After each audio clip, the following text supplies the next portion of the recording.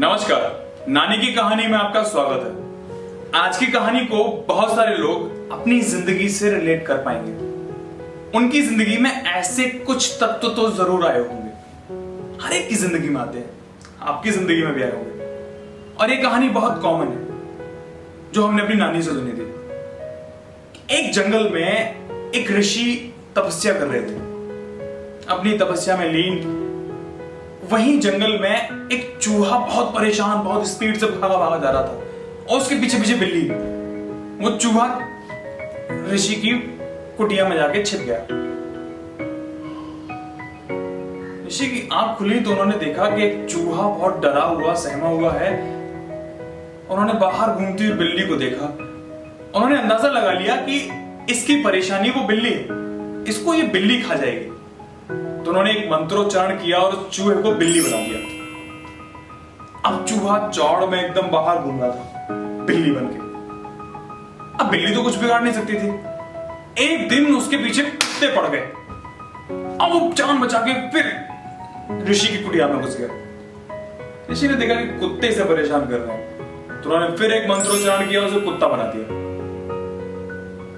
चूहा कुत्ता बन के बाहर घूम रहा है, मस्त बिल्ली को रौंद रहा है और कुत्तों के बराबर में खेल रहा है। अब उसे कोई डर नहीं था। एक दिन जंगल में शेर आ गया और शेर ने उस कुत्ते को रौंद दिया और कुत्ता भाग के एकदम से फिर ऋषि की कुटिया में घुस गया और वहां डरा हुआ, सहमा हुआ कि आज तो गए। ऋषि ने उस शेर को देखा और कुत्ते को देखा तो इसे शेर बना दिया। अब इसको किसी से डर नहीं।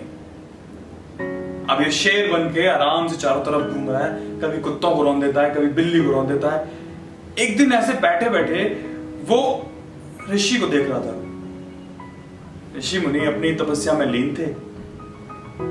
इस चूहे की, जो शेर बना हुआ बैठा था, उसके दिमाग में एक ख्याल आया कि यार कहीं इस ऋषि ने दोबारा से मुझे चूहा बना दिया तो मैं ऐसा ना करूं कि इसे ही खत्म कर दूं। ये ख्याल उसके दिमाग में आ रहा था। ऋषि को पता चल गया। वो चूहा जो कि शेर था उठा और ऋषि की तरफ झपटा। जैसे ही झपटा, उन्होंने मंत्रोच्चारण किया, उसे दोबारा से चूहा बना दिया। उसे देखकर कहा कि तुम चूहे बनने लायक ही हो। इस तरीके से ये कहानी खत्म होती है। मॉरल ऑफ द स्टोरी, कभी भी जिंदगी में कोई आपका भला करे या आपके बारे में अच्छा सोचे तो उसके बारे में कभी भी गलत सोच मत लेकर आओ। कभी भी उसका बुरा मत सोचो, अच्छा सोचो।